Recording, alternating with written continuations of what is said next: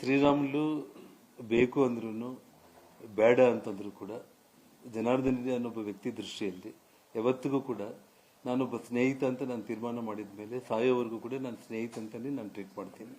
ಯಾವತ್ತೂ ನಾನು ಶತ್ರು ಅಂತ ನಾನು ಟ್ರೀಟ್ ಮಾಡೋದಿಲ್ಲ. ಬಟ್ ಆದ್ರೆ ಒಂದು ವಿಪರ್ಯಾಸ ಅಂದ್ರೆ ಶತ್ರುಗಳ ಜೊತೆಯಲ್ಲಿ ಕೈ ಜೋಡಿಸಿ ಇವತ್ತು ನೋಡಿ, ಈಗಾಗಲೇ ಇಡೀ ಬಳ್ಳಾರಿಯಲ್ಲಿ ಒಂದು ದೊಡ್ಡ ಸುದ್ದಿ ಹಬ್ಬಿದೆ. ಇವತ್ತು ಕಳೆದ ಒಂದು ಸುಮಾರು ತಿಂಗಳಿಂದ ನಾನು ಪಕ್ಷ ಬಿಡ್ತೀನಿ ಅನ್ನೋ ಮಾತು ಬಹಳ ತಪ್ಪು. ಅವ್ರು ನಿನ್ನೆ ಮಾತಾಡಿದ್ದು ಬಿಡಬೇಕು ಬಿಡಬಾರ್ದು ಅನ್ನೋದು ಅದು ಅವ್ರ ವೈಯಕ್ತಿಕ, ಅದನ್ನ ಯಾರು ಮಾತಾಡ್ಲಿಕ್ಕಾಗಲ್ಲ. ಆದರೆ ಇವತ್ತು ಸಾಕಷ್ಟು ವಿಚಾರಗಳು ಇವತ್ತು ನಿಮಗೆ ನಾಳೆ ನಾಡಿದ್ರಲ್ಲಿ ಎಲ್ಲ ವಿಷಯಗಳು ಕೂಡ ಗೊತ್ತಾಗುತ್ತೆ.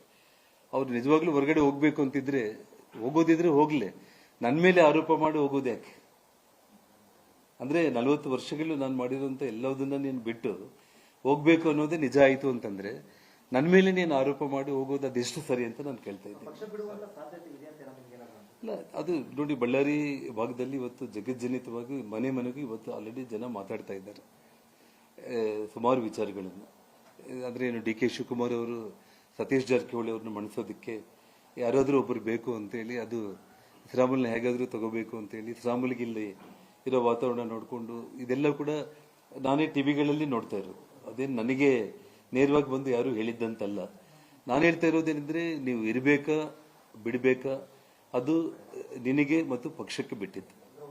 ಇದು ಜನಾರ್ದನ್ ರೆಡ್ಡಿ ವಿಚಾರ ಅಲ್ಲ. ಇದು ಅಲ್ಲ, ನಾನು ಹೇಳ್ತಾ ಇರೋದು ನನ್ನ ವಿಚಾರ ಅಲ್ಲ. ಅದು ನಿನ್ನ ಮನಸ್ಸಿಗೆ ಏನ್ ತೋಚುತ್ತೆ, ಏನ್ ಅನ್ನುತ್ತೆ, ಇರಬೇಕಾ ಅಥವಾ ಕಾಂಗ್ರೆಸ್ಗೆ ಹೋಗ್ತೀರಾ, ಇನ್ನೊಂದಕ್ಕೆ ಹೋಗ್ತೀರಾ, ಇನ್ನೊಂದು ಯಾವ ವಿಚಾರ ಏನನ್ನೋದು ಅದು ನಿನಗೆ ಬಿಟ್ಟಿತ್ತು.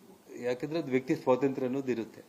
ಆದ್ರೆ ಹೋಗ್ತಾ ಹೋಗ್ತಾ 40 ವರ್ಷಗಳ ಕಾಲ ಜನಾರ್ದನ್ ರೆಡ್ಡಿ ಮಾಡಿದ್ದ ಎಲ್ಲದನ್ನ ಕೂಡ ಬೂದಿಯಲ್ಲಿ ಆಗ್ಬಿಟ್ಟು ನೇರವಾಗಿ ನನ್ನ ಮೇಲೆ ಆರೋಪ ಮಾಡಿ ಹೋಗ್ತಾ ಇರುವಂತದ್ದು. ನಾನು ಕೊನೆಗೆ ಹೇಳುವುದಂದ್ರೆ ಇಷ್ಟೇ, ಭಗವಂತನ ಮುಂದೆ ಹೋಗಿ, ಆ ತಾಯಿ ಬಳ್ಳಾರಿ ದುರ್ಗಮ್ಮನ ಮುಂದೆ ಹೋಗಿ ಮೊಣಗಾಲ ಮೇಲೆ ಬಿದ್ದು ನನ್ನ ಸ್ನೇಹಿತನಿಗೆ ನಾನು